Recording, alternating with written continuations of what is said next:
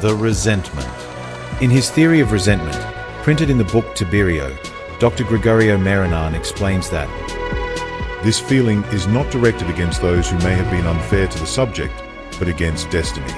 The essential condition for the genesis of resentment is that the person lacks the understanding between his real capacity to succeed and what he assumes.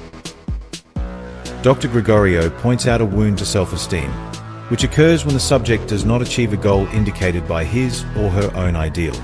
And when the subject assumes that he will be given benefits, and they're not, it is because he is already suffering from self-deception, of being an ideal person who deserves benefit simply for being, while in truth he is not capable of evaluating and exploding reality to achieve their ends.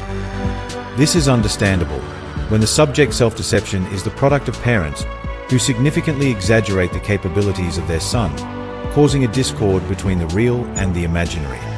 But we believe that this self-deception is also created as a defense against not feeling significant enough to the parents, and that he compensates for this lack with the self-idealization, believing it is fair that the benefits will come to him, simply because of the importance he gives himself.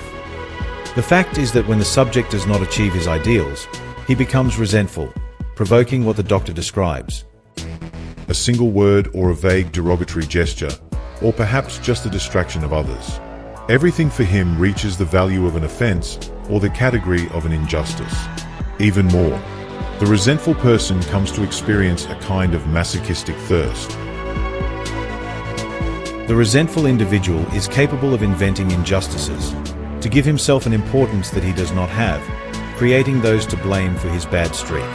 This subject, since he does not want to observe his limitations, will encounter many moments of helplessness when reality prevails, resulting in bursts of impulsiveness that he will later regret. The resentful person can take the path of false resignation and isolation, abandoning projects due to any slight. As the doctor describes, it makes them renounce all possible greatness and appear disinterested and humble. Likewise, his sexual failure turns into ostentatious chastity. Other times, this feeling makes them distance themselves from the world. Not recognizing one's virtues and limits is an extension of resentment, in which the subject prefers to remain in his or her egocentric position, blaming the environment and destiny. Nobody ever fully knows himself, if what he follows is pure illusions. Without the humility of knowing one's own limits and capabilities, there cannot be a starting point where the person exploits his or her original being. He will remain trapped in idealization, always seeking approval, and feeling dissatisfied, following the paths dictated by others or by fashions. And the being is trapped in a childlike posture, always assuming that benefits will come from one's own beautification. The resentful inhibits action that works to build himself. Actions where his worth and ability to give generously to others are prevented. He inhibits the ability to love and conquer because of his self-focused, waiting for love to arrive at his door.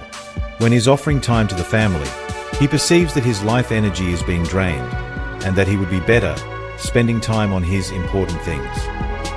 The resentful person is self-deceived, perceiving himself as idealized, preserves a childish posture, and needs the approval of others. He maintains a neurotic attitude due to his eternal dissatisfaction and is emasculating towards his peers by not tolerating the freedom of others, in addition to always blaming them. But he changes his attitude towards someone whom he sees as a means to achieve admiration. You may think that the resentful person will achieve satisfaction by having power and/or admiration, but this is not the case. Dr. Gregorio explains this. When triumphing, the resentful person, far from being cured, gets worse. Because the triumph is for him, the solemn consecration that his resentment was justified, and this justification increases the old acrimony. We would add that the resentful person cannot be cured with power, because he maintains his identity with aggression, and to increase his narcissism and continue deceiving himself, without facing his defects, he confirms his identity with even more extensive aggression, until achieving serious atrocities. The resentful person is found everywhere, seeking significance and admiration, from the humblest food stand to the institutions of power, always trying to impose their morals on how things should be, intolerant towards others. He will always find himself in conflict with resentful others. They are fighting to see who is worthy of the idealized identity. Their concentrations and actions lose usefulness when they are on the battlefield of illusion. The hate is real and seems justified. The illusory battlefield is shared to a large extent by the population of the world. They imprison their development, stagnating in dissatisfaction, pessimism, and disappointment, searching illusory pleasures such as falling in love quickly and in the use of toxic substances. He builds a reality where he perceives himself as a victim and justifies his aggressive acts, turning the world against him. Although he will never be satisfied, he clings to his way of being, building a hell of his own.